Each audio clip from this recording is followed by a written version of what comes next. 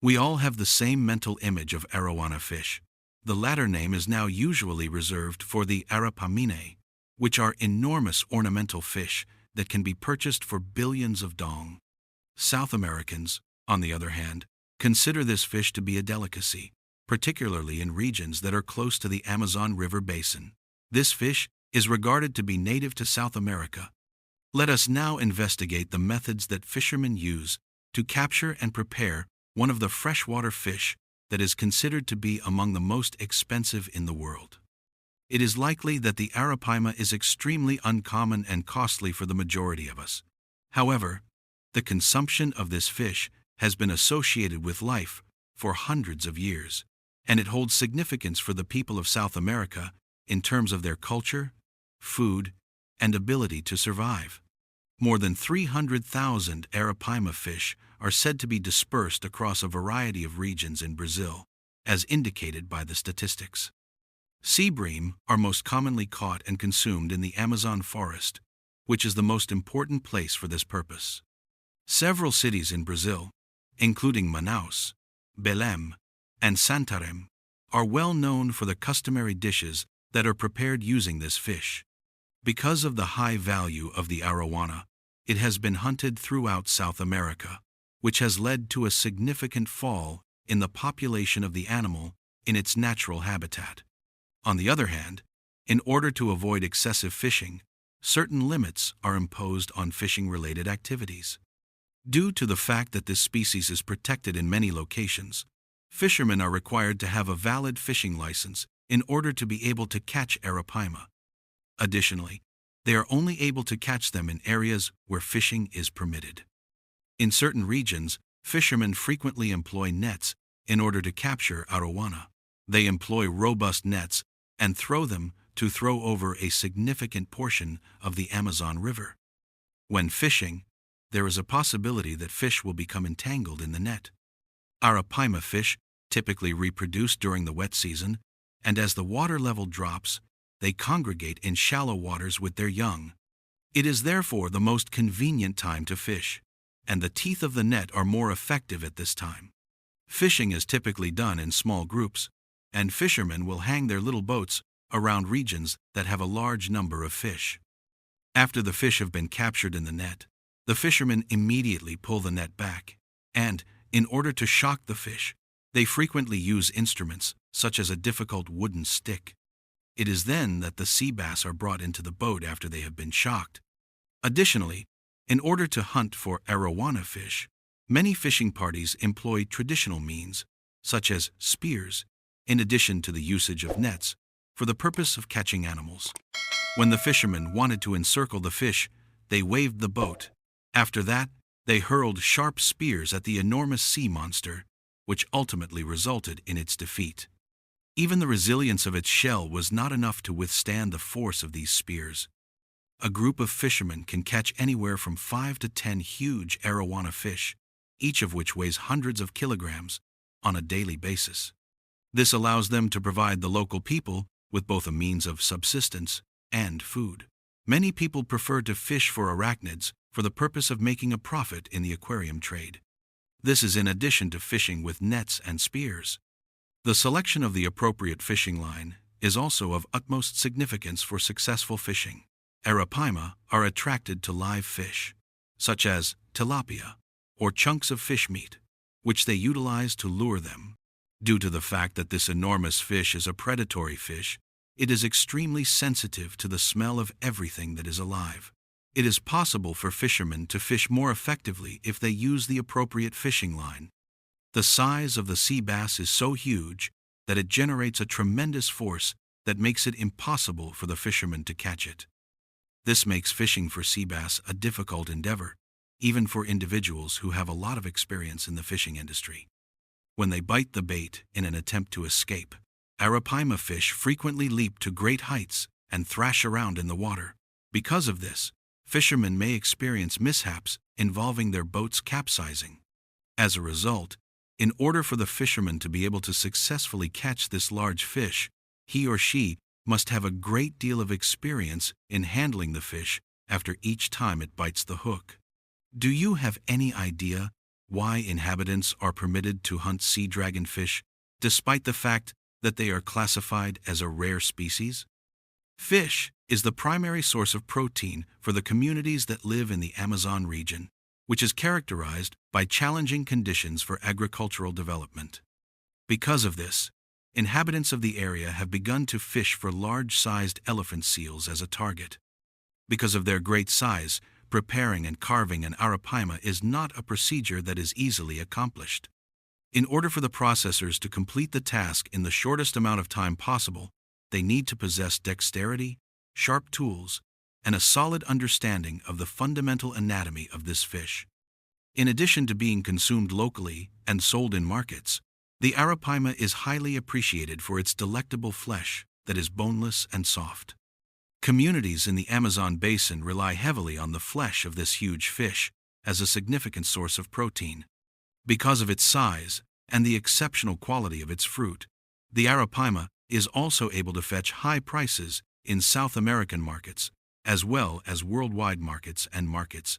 The arapaima are not only caught for the purpose of providing food, but they also play a significant part in the aquarium industry. They were one of the new species of fish that were domesticated for use in aquariums and kept in fish tanks that were rather large. Arapaima fish are showcased in a number of aquariums all over the world so that people who are passionate about fish can appreciate and learn more about this one-of-a-kind species of fish. There are a lot of people who are passionate about aquariums and are willing to spend a lot of money to buy gigantic arapaima fish. When people talk about arowana or arapaima fish, most of us immediately think of luxurious ornamental creatures sold for tens of thousands of dollars. Their sleek bodies and majestic movements have earned them a legendary status among fish collectors around the world.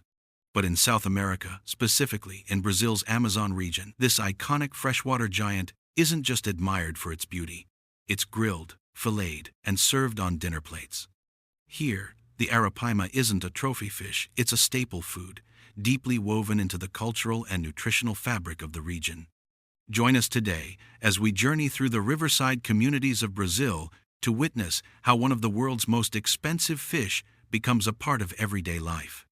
For centuries, arapaima, known locally as pirarucu, has provided a crucial food source for Amazonian families. While much of the world sees this fish as rare and precious, locals see it as a lifeline, especially in isolated areas with limited access to farming. Over 300,000 arapaima are still found in Brazil today, mainly in the dense wetlands and rivers of the Amazon basin.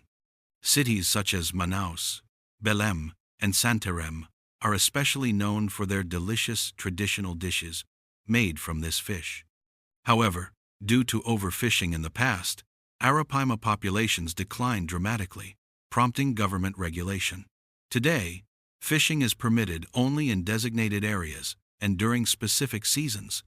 Fishermen must hold official licenses, and many communities have adopted sustainable fishing models to balance livelihood with conservation.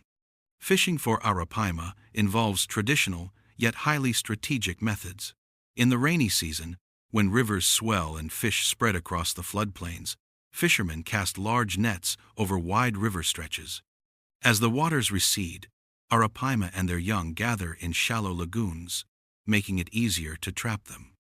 Some groups even hunt using spears, circling the fish by boat before launching their weapons into the giant's armored body. Despite its size and strength, the fish eventually succumbs, stunned with wooden clubs and dragged onto the boat.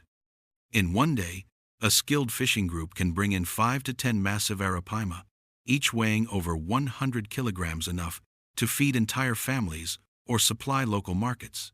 But this story of survival through nature's bounty isn't unique to the Amazon.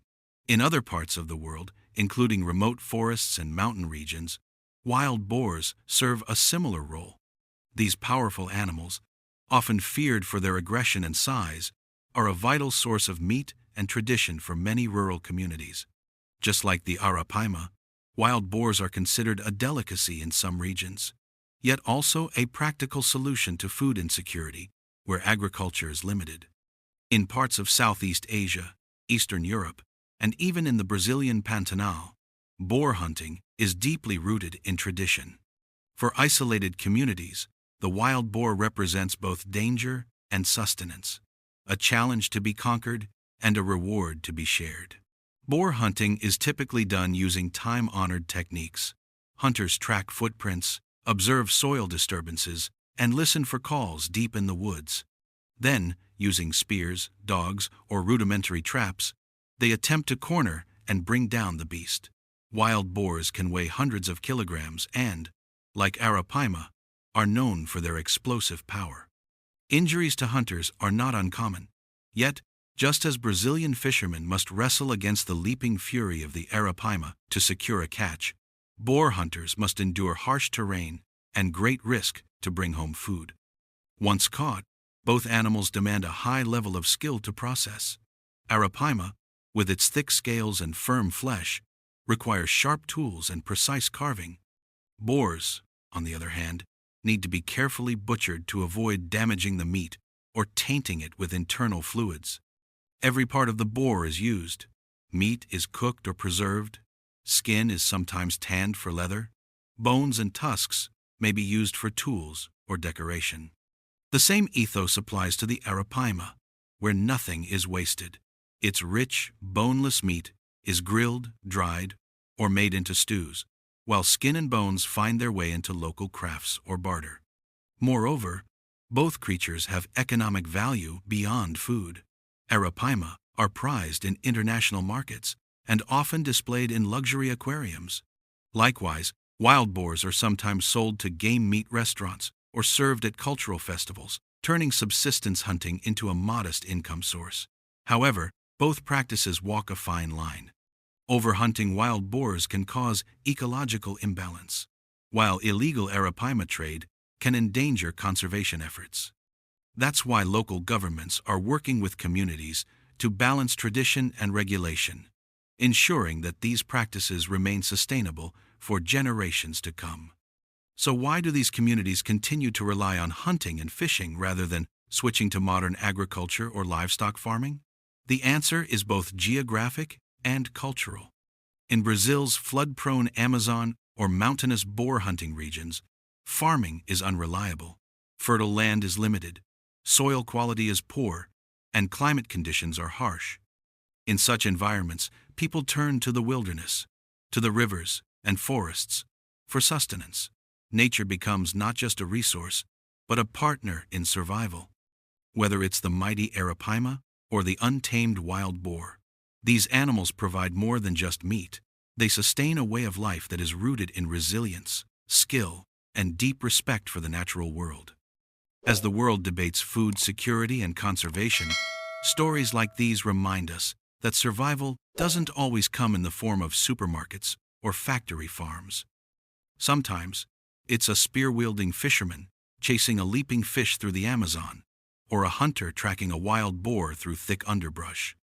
In both cases, it's about honoring tradition, feeding communities, and living in rhythm with the land and water that surround them.